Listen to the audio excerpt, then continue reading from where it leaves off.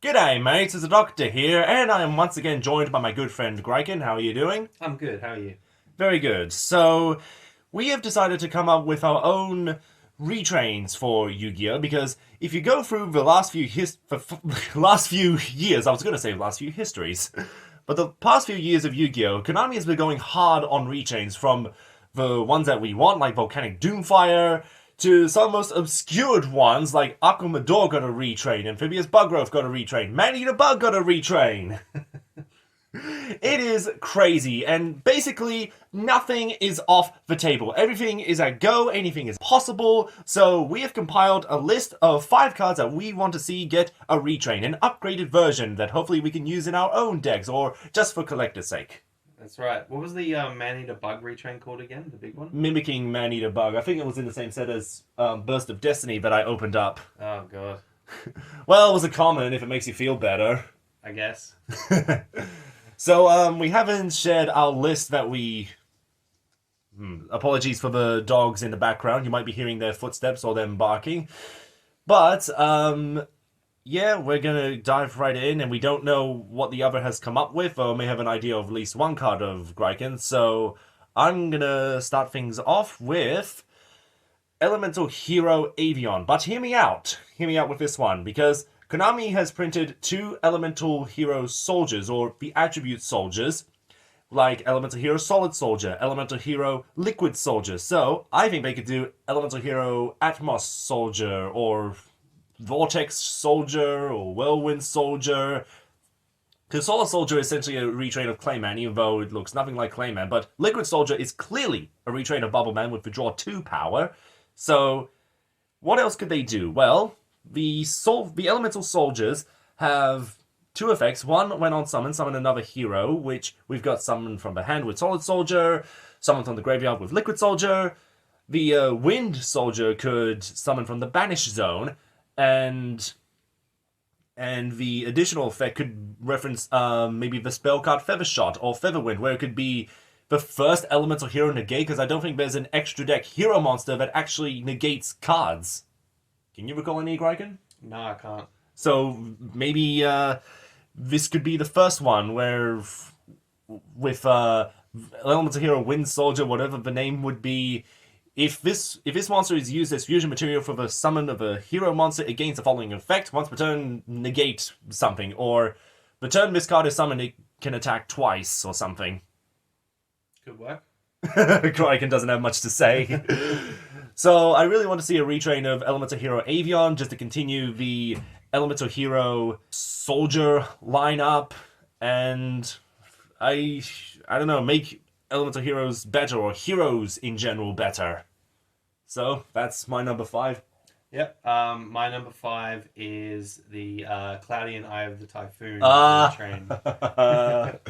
So, yeah, Cloudians obviously don't really have much of a win condition these days. Like they're kind of locked into the cards that they got with their initial release in what was it, 2007? Oh, GX, so yeah. Yeah, so, aside from 2 level 4s going into Bahamut Shark, Bahamut going into Totally Awesome, they don't really have many amazing plays. So, yeah, it would be good if they had a level 8 or, level 9, level 10 monster that tributes from hand to special summon itself, or banishes Cloudians, or somehow, is, a high level monster that, gets to the field immediately, has an effect that, I don't know, clears the field. I'm guessing because it's like a hurricane. Yeah. It'd be good if it had like a field clearing effect, just to, completely take everything away from the opponent and then going for the kill zone. But why is it that it's not optional with Eye of a Typhoon? When it attacks, it forces all monsters the opponent controls to change battle position. You want to hit them in attack mode to do damage. Yeah, and it's not a water monster either, so it doesn't work in most Cloudian decks because you can't search it. A retrain of Eye of a Typhoon should make better use of the Cloud token. No, counters? Do they have... Yeah, Cloudian counters. No, Fog Counter. Ah, Fog yes, Counter, that's what they're called. Yeah, well, the original one doesn't even have a Fog Counter effect, so if they could pull that off, counters are notoriously difficult to pull off in like meta decks. Yeah, there's only spell counters really that work with pendulum magicians. And that's Yeah, about it. the effect is completely unrelated to the archetype as a whole. Honestly, for me, like I wouldn't mind if it doesn't have any counter effects and they just went for like some super powerful Cloudian monster that has like 5 minutes of spotlight, just like ripping apart decks before inevitably it power creeps and people can't play it anymore because it's too old. Yeah, I could see a retrain for Cloudian, though. It would be. I mean, sorry, you go. the whole Cloudian thing, they need to complete redo, like we're seeing with Volcanics at the moment. But people have been asking for Volcanics for years, so I don't know if the same hype is there for Cloudians. Like, yeah, anything is possible. I wouldn't be surprised if we see like a wave of Cloudian support. And considering that now, because Jim Cook obviously didn't have any cards printed from the anime until like a few years ago. Yep. So the only of three of the dual champions from all the different academies, Jesse, Adrian, and Axel Brody, the only one left who hasn't had a main monster retrain is Adrian Gecko now. Yeah. Yeah. So it's like show some Cloudian love. Yes, Yeah. I agree. For number 4, this is a card that people have either forgotten about or never heard of before, and that is Sea Dragon Locoshonodon. Now, this card came out in 2009 in Raging Battle 5D's set, and its effect is honestly garbage. Have you heard of this card, Greiken? No, yeah, sorry, I have heard of it, but I don't know. I don't remember what it does. I don't remember what set it came from. My guess was going to be GX Zexal, because I know you like the shark cards. No, the ones the banish fish cards. Yeah, those ones. So I was assuming it was that. But Well, tell me about it. Well, it kind of goes. You could argue, sort of, where you summon Deep Sea Diva, level 2 tuner, and Diva can get a level 3 Sea Serpent, which some of those banish Sea Serpent cards. Well, yeah, obviously, and then you synchro summon into Sea Dragon Locoshonodon, and those dogs. Don't worry about it.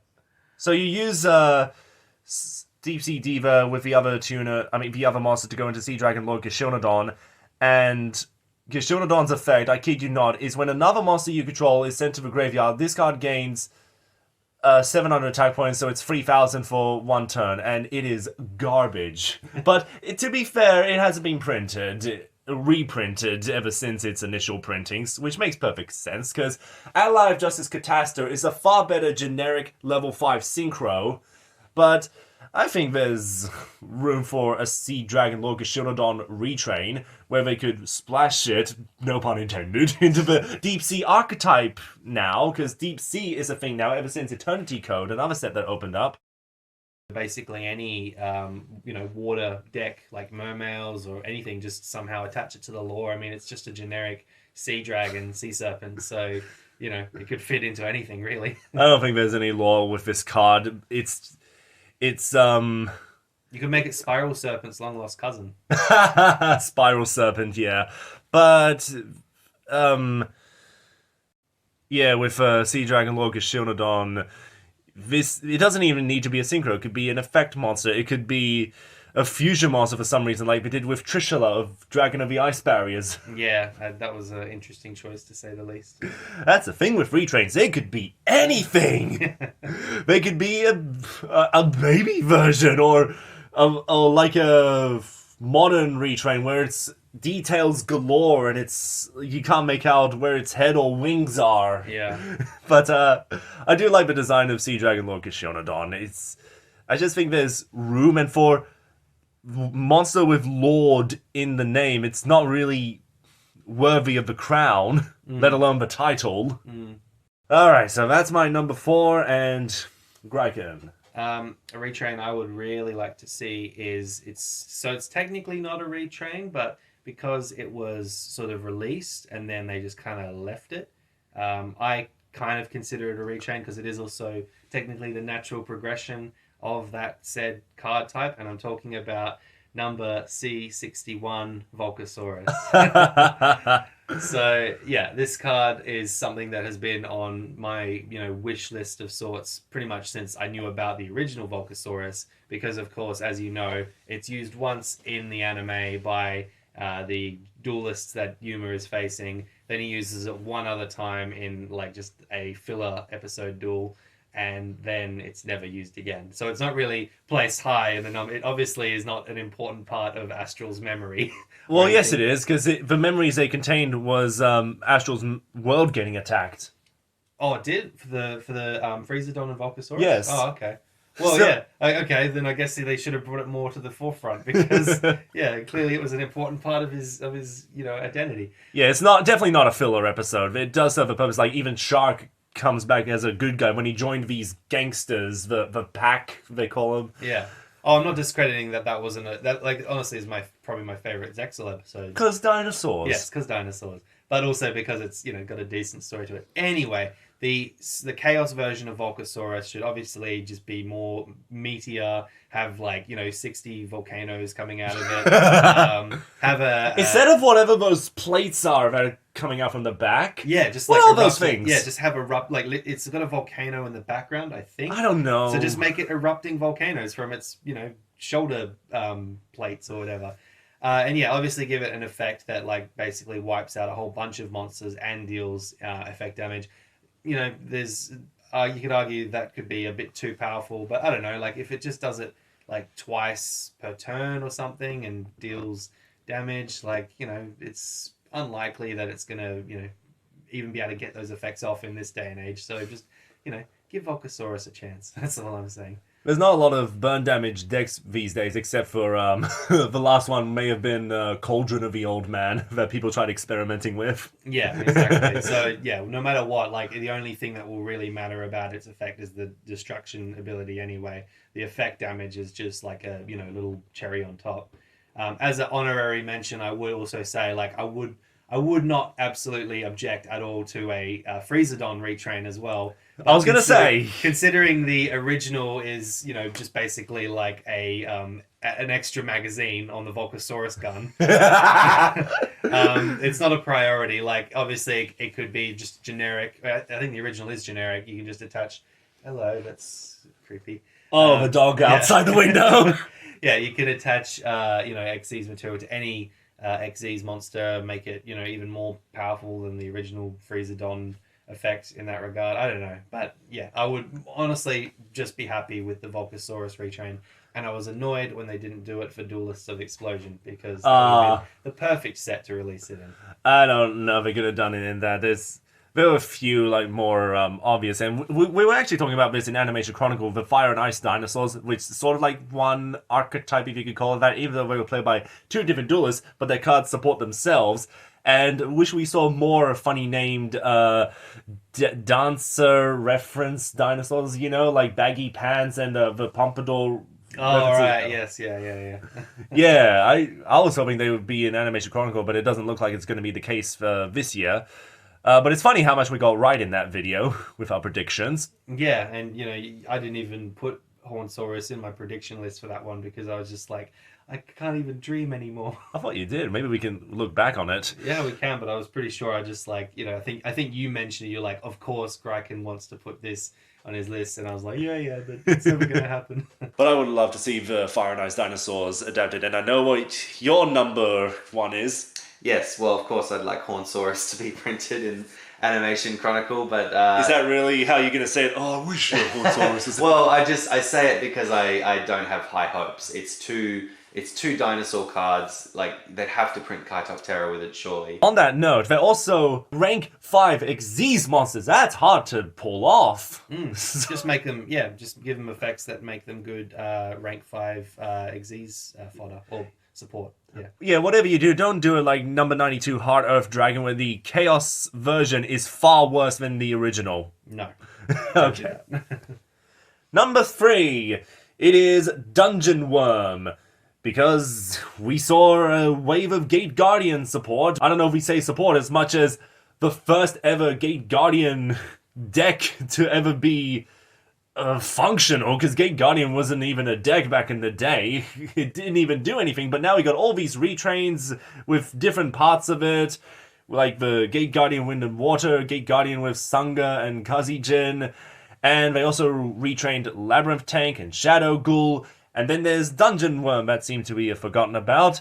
And Dungeon Worm could theoretically make use of the spell and trap effect of the Gate Guardian cards that you put them on the field, and maybe it could be a searcher for them. It could, dig out more Gate Guardian pieces to help you facilitate the strategy. And an excavate effect. Yeah, excavator effect. And if you control a Gate Guardian monster, you can special summon this card from the hand, and maybe, I guess the defense wall could be the protection for that. And not sure what else Dungeon Worm could do, but I guess we should also put Monster Tamer on there, since Monster Tamer and Dungeon Worm go hand in hand together in the anime, or they could treat it as a bloody spell card. I was gonna say, make a Dune reference Exactly! by having Monster Tamer on the Dungeon Worm in the artwork of the card, and then just make it a tasteful Dune reference in Yu-Gi-Oh. Gate Guardian of Dungeon Taming.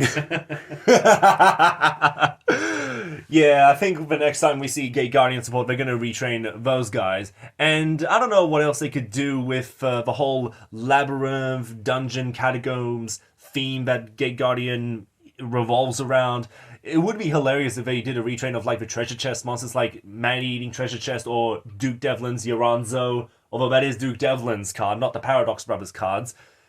Then again, they don't have a whole lot of main deck cards because they only had 2 duels.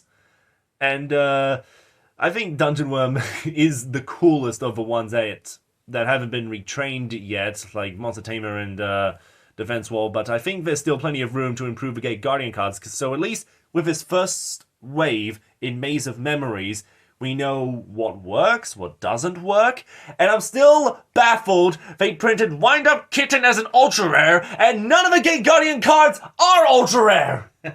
What?! I don't know, make them more accessible so that everyone can just buy them and try them out. They're just they're accessible because they go up to super rare! They're easy to get! How is the boss monster Gate Guardians combined super and Wind Up Kitten is an ultra rare! They'll probably reprint it soon. They'll have a collector's rare for Gate Guardian and Gate Guardians combined. Battles of Legend! That's what these sets are all about! And I don't care how new it is. We got... What's that stupid thing? Starving Venom Fusion Dragon printed in a tournament pack, and also... Or was it a duelist pack? A duelist pack, and also the gadget set with all the other Cybers cards. Do you remember that gadget set? Yeah. Yeah, Starving Venom was printed only 1 month apart from another printing, so you can do that, Konami. It shouldn't be hard. So, Dungeon Worm is my number 3, and Greiken? So for my number 3, I wouldn't mind seeing some more Neos support, and by that I mean Fusion Neos. So we've had some different, combinations. We had the Shining Flare Wingman Neos card. True. Yep, that was something. I wouldn't mind seeing sort of updated versions of Air Neos and Flare Neos. Sorry, is this a specific card or an archetype? Well, the one I would like to see the most is a retrain of Air Neos. I'd like to see them do Bird Boy right, Can we talk about how much of these 2 cards contradict themselves? There's Air Hummingbird, where it increases your life points, but with Air Neos, you want to have your life points lower than your opponents. Yeah. What were they thinking? I mean, Air Neos is a great card, but they just can't print it for some reason.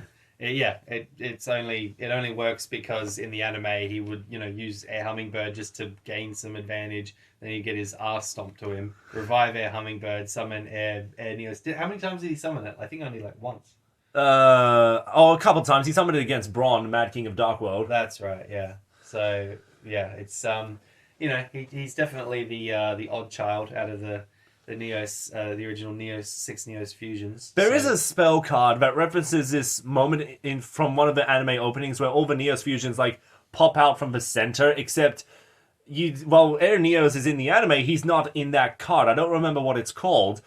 But, where is it, Konami? Is it really true there's a copyright dispute over this thing? Really? It must be, because if it can't print it on the card with all the other Neos fusions, then where is it? What is going on? They haven't told us anything. Yeah, it is bizarre that they've just left it in limbo for so long.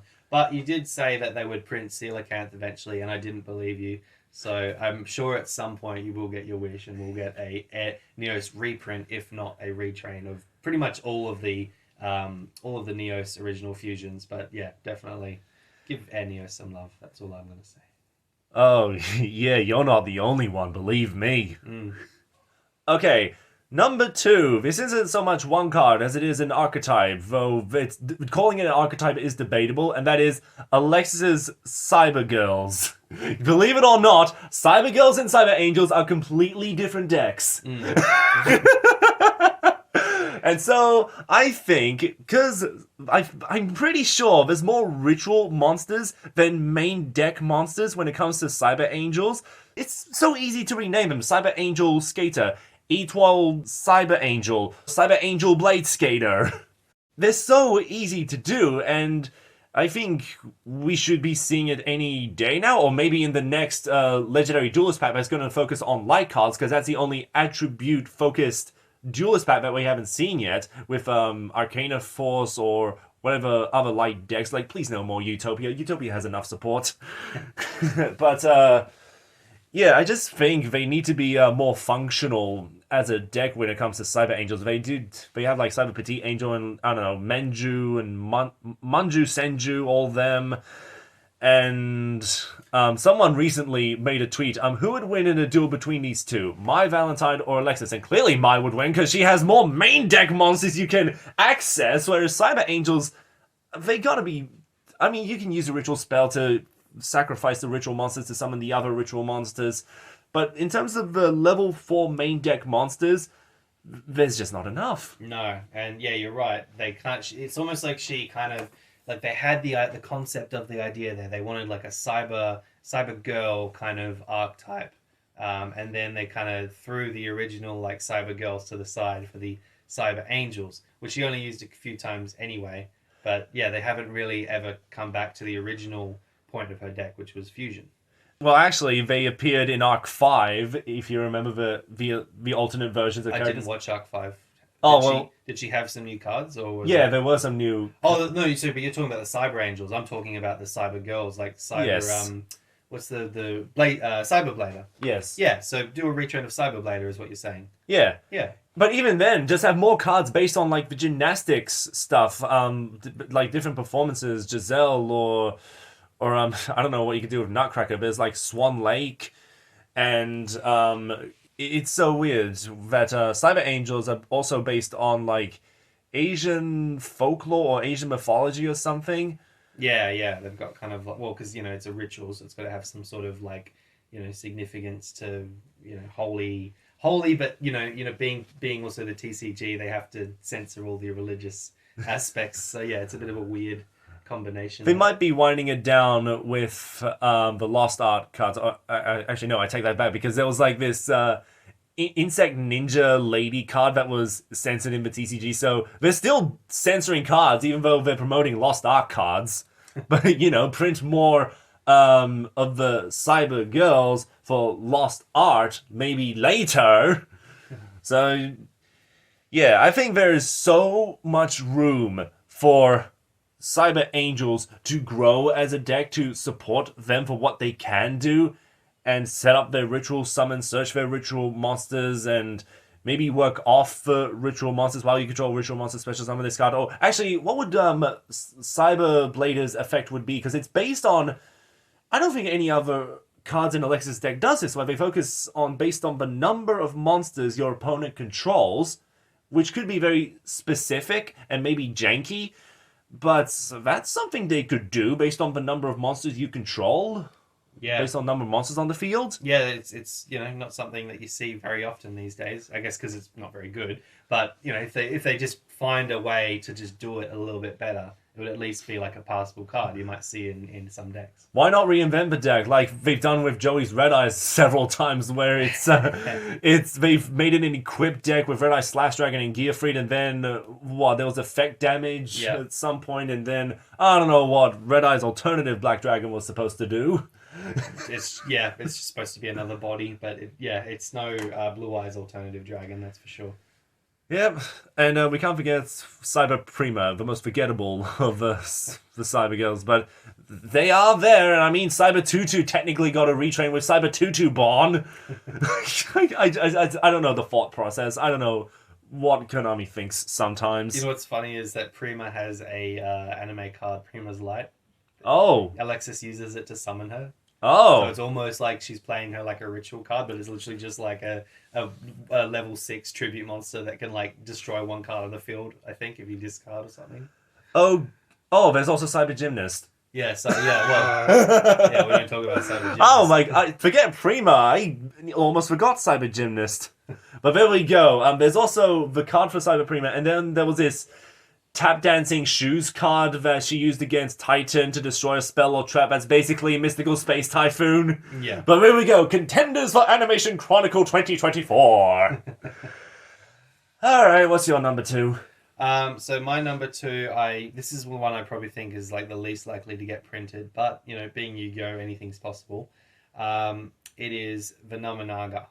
So Oh, Venoms. yes. So Venoms we have not revisited the swamp since back in 2008. Venom, Yeah. Venom. They ain't gonna know what hit 'em. So we had the Ancient Guardian set, which had the best Venom support cards because it's all just generic reptile support. Because as you are well aware, reptile cards have some of the best broken support in the game, but the worst possible monsters. Oh my god! Yeah. If they reinvented Venoms to be light attributes to synergize with that W Nebula trap card that flips all monsters face down, then special summon a level 7 light reptile from the deck. You just gave me an idea. So Venomenaga is dark, I assume, Yes. like all the Venoms. Oh! So yeah, make it like a reborn, even holier than thou snake deity. So when Venomenaga goes bye-bye, or you send Venomenaga to the grave, you know, by other means, I don't know, just like a malefic monster, you send that shit pack in, and then you're left with like a, you know, reincarnated snake deity who has a win condition where if you just, you know, do enough of the thing, you win the duel. Did you know they retrained Zark as a good card? Yeah, the age of Overlord. It's like, I'm a nice guy now. Well, as we're seeing with Series 12 with the booster packs, as they're putting on the cover cards for them, it's all like seems to be the final boss monster of each series. I know Venomenaga wasn't the final boss of Yu-Gi-Oh! GX, but she was like the final boss of the, what do you call that? The dual energy arc before, or the first third of the U-Bell arc before they go to the desert, before they go to Dark World. Do you think they'll do a U-Bell retrain in one of these? Because, I mean, you know, they could do like they could do a Darkness retrain for Night Shroud's deck, but that never got even released in the TCG in the. I think it depends how you look at it with the Darkness Destroyer or the Darkness. Yeah, those cards got released, but what I mean is like the anime was never released. So if they did a retrain of one of Night Shroud's cards as a cover card, most people would be like, "What is this?" To be fair, So honestly, U-Bell would be a better retrain. the final GX booster pack had Honest on the cover card. We didn't get Honest like in the anime because it wasn't dubbed for us. Right. So it wouldn't be too bad. And by this time, like we all know, the unfortunate fate of Yu-Gi-Oh! GX that the actual ending was better and it was more finale, like resolving Alexis' friendship with Jaden and Jaden versus Dr. Crowler finally got a rematch, and I guess Zane went back to being a good guy, and Cyrus moved up to Obelisk Blue. Like he got to move up. In fact, everyone moved up from Slifer Red to Raw Yellow or Obelisk Blue. Yeah.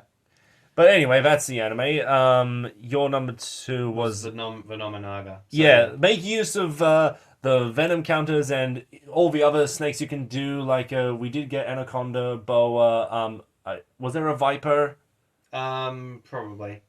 But This- anyway, what I would like to see is maybe a condition where, like, once per turn you send one reptile to your graveyard, put a Hyper Venom counter on this card. So then your opponent really does have to finish that thing off, so that is unaffected by other card effects. So they're basically like madly scrambling to remove this thing. Like, you know, they're just trying to hit you with as much damage as possible, but it keeps coming back like 500 attacks stronger.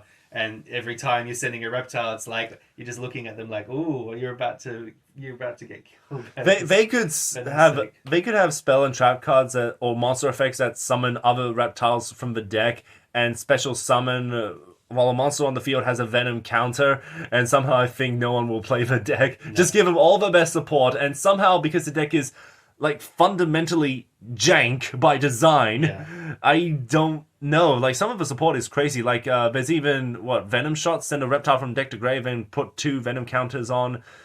It's somehow... Snake Rain is easily the most broken. Of course, and banish this card from the graveyard, distribute Venom counters on other monsters you control, or special summon Venom monsters from your deck up to the number of Venom counters on the field. And your spell and trap zone are also treated as monster zones. It will still be bad. Yeah. Okay, so for my number 1, I guess you unintentionally hinted at this, but my number 1 is number 17 Leviathan Dragon. Yeah. And the reason for this is because this was the card that kicked off the Xyz era. It was the first Xyz monster to appear in the anime. It was also, or maybe, I don't know, Submersible Carry Hero Shark, but the first number card. And then it was also the cover card of the first Xyz era booster pack. And all of Shark's cards got either a retrain or an upgrade from Shark Drake to Silent Honor Arc to frickin' Black Ray Lancer that's not even a water type, it is Beast. It's a dark attribute with Beast Warrior typing for some reason. Yeah, I never understood that. That got a retrain in Eternity Code, but for some reason, number 17 Leviathan Dragon has been completely forgotten about. I don't understand it! How does this thing not have a Chaos form? How does it not have anything? I suppose because it's just like the power creep. It's so outdated. It was literally like one of the first Xyz monsters, so it was just an easy way to turn 2 useless level 3 monsters, which up until that point, like, unless one of them was a tuner, you could do nothing with them. So it was just a way to make a quick beat stick. Well, yes, it was a great way to get people into Xyz era for something simple to understand how it works, and it was a good card. You put 2 level 3s together and you get something as strong as Dark Magician with 2500 attack. Or you can make it as strong as Blue Eyes, it just couldn't attack directly. But it's such an iconic card in Yu-Gi-Oh's history, and Konami just doesn't seem to like it. It's not like a copyright thing, because they've reprinted it plenty of times. They even gave it the astral language, which was... Do you remember that? No, I don't. Oh, in one of the Battles of Legends said they printed Utopia and Leviathan Dragon with... the astral language rarity. Yeah. Or not rarity, the text, but it was like astral rarity. And yeah, because I thought those 2 would be like the rivals, like Stardust and Red Dragon Archfiend, Dark Magician and Blue Eyes. And I mean, it's a dragon, isn't it? Yeah, sometimes with these ace cards, as you call them, you just don't know whether one's actually going to stick around or not. You know, exactly. Out of popularity sometimes, and yeah, he ends up with Shark Drake as his boss monster, which isn't really that appealing to me. Oh, that depends how you look at it. I didn't even mention Abyss Splash. How many of these ace monsters does Shark have? I don't even know. Like, how many times did Shark Drake appear, or... There's just so many. It's kind of overwhelming and crazy. But what always bothered me is there's never been a fish type number monster. Even though there's all these number monsters for Shark, he never had a fish type number monster that could have supported the Generation Fish or Banished Fish archetype when Yu-Gi-Oh! Zexal was starting out. And but we have 3 melon spiders in the number lineup. We've got Pain Gainer, we've got Ravenous Sin, we've got the other one. Oh my god. Yeah. And don't even talk to me about all the... Okay, you know what, with Utopia, because there's so many other Utopia monsters, like there's number 39 Utopia Beyond, number 39 Utopia Uprising. It was a new card. I don't know if that even appeared in the anime. That could be it's a complete retrain. So it's a new card. Yeah. It's a new card entirely. So why not do the same with number 17, Leviathan Dragon Beyond, number 17, Dunkalostius Dragon, or something. Yeah, I was just thinking you could give it the effect that it's a quick effect. Once per turn, it can attach an opponent's monster as Xyz material. Oh, and that's... And if you do, it gains like 800 attack or something. So it's just like obviously it's not good, but it's like a quick way of disposing of opponents' monsters. Like it's a non-targeting effect or something. I don't know how you could do that. I don't know. Oh, you know something else is that if Leviathan Dragon would be retrained to maybe number 17 Leviathan Shark Dragon, maybe this could be the first card that specifically mentions shark as in the text box, because shark is technically not a deck because there's no card effects that mention sharks. Yeah, I'm surprised that no cards like mentions special summon a shark from your deck or add a shark from that would make a lot of cards like a lot more searchable, and it would really like change the way that a lot of like generic water decks. So yeah, as I was saying, you just don't know what it would do to generic water decks, and honestly, like I'd be glad to ensure that they never get any more support ever again, because there's already like 50 cards that search torrential tribute, so I'm good. Oh, I mean it's just one. Yeah. But yeah, you're not wrong. That water is generally generic. That what makes them splashable. But yeah, I would love to see a card that mentions shark. Like bring shark monsters together. Fair enough. Yeah, and I'm sorry that there may be a cut in the edit because we reached the size limit for the recording. But that's my number one, which is fitting that it be a number card. And Greiken, you have one more. Yep. I am technically stealing this from you, or at least you gave me the idea. I was just going to say, like, any generic Rex Raptor dinosaur retrain. They've already done Megazola and King Rex, so it would make sense that they do Sword Arm of Dragon. That was kind of like his three dinosaurs. Or I would love to see a retrain of Urabi. That would be amazing. I thought you were going to say Serpent Knight Dragon. That's exactly what I was going to say. Oh! Yeah, so that was my original choice for number one, but now number one is going to be a Serpent, because you're right, a Serpent Knight Dragon retrain would be a lot better. Oh! It's I spoiled it! Yeah, I'm sorry! No, that's okay. Like, I was hinting at it, so if you didn't guess it, like, I'd be like, what are you doing? Yeah, so it would be good just to, like, have some lore. Like, Buster Blade, I got, like, some really sick lore years ago, even though, like, originally it was just, like, a throwaway Yugi card. Like, it had no backstory, and then they gave it this awesome one. So, literally, Serpent Knight Dragon has a story written in its text. It's a very basic one, but it would be cool to have a whole bunch of support cards that show how it got possessed by the soul of an evil knight or whatever it is that it says. And, maybe like a attack card, because there's already a skill called Nightmare Sonic Blast, which I would really like to see actually become a card. And, give Serpent Knight Dragon some love, because, it was basically it was basically Rex Raptor's ace card for a while, until he had that taken away from him as well, from Esperoba. Which, at that point, you have to wonder... Hang on, Esperoba took away what? His Serpent Knight Dragon card. So in the... in the Battle City arc, Joey walks in on Esperoba, defeating Rex Raptor with Jinzo, and then he takes Serpent Knight Dragon. So... in terms of the actual anime canon, that would make his next most powerful monster Megazola. Oh, no. Yeah. So that's not a good look. I always like to think, that fusion monster Radius? No, I don't. It's a fusion of Crawling Dragon 2 and Two-Headed King Rex. Radius. It's a generic Brachiosaurus fusion monster. It was one of the first. Oh yeah. So that's got 2200 attack. So I like to think that he had that stashed somewhere in his deck, and that was possibly his next most powerful monster after Serpent Knight Dragon. I don't know. That's just me speculating, because otherwise it's a really sad, sobering thought that then Rex Raptor spent Season 2 until the start of Season 4 just walking around with a deck with Megazola being his most powerful monster. That's just sad, man. Oh my gosh, that really is sad. I can't believe that I helped you improve your list, like Sword Armor Dragon. Yeah, well, they've given... So, Two-Headed King Rex is now a level 9 monster, which, only 6 years ago now, we only had one of those in the form of Durac Meteor. Oh my gosh, those dogs outside. I think it's just one dog. Sorry, no, we had Durac Titano was the level 9, and then we had a level 10 dino, and then we got Ultimate Conductor Tyrano, and now we're getting a whole bunch of like high level dinosaurs. They made Megazala a level 12, which was really awesome to finally see some level 12 dinosaurs. So yeah, I'm curious to see what they will do with Sword Arm of Dragon if they ever do reprint it. It's an awesome looking colour. But Yeah. honestly, you know, you're right. Serpent Knight Dragon does sound way cooler.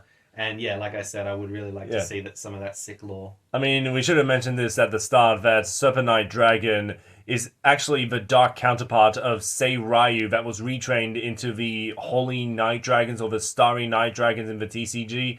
And it's being like the dark version of this card. Like, are they going to do more with it? Or make either Serpent Knight Dragon its own archetype, or make it somehow dinosaur support because it's Rex Raptor, but it seems to be sort of forgotten about, like a Leviathan Dragon. So who knows? Who knows what's in store for Serpent Knight Dragon or any of the cards that we mentioned today? But I'm gonna. Do you have any final words, Draken? No, I've said my piece. So yeah, those are our list. Those are the 10 cards that we mentioned. And if you have any retrains you can think of, post in the comments below. Could be even recent retrains of recent cards that deserve a retrain. But that's gonna do it. And I hope you enjoyed the video. And until next time, take care, mates.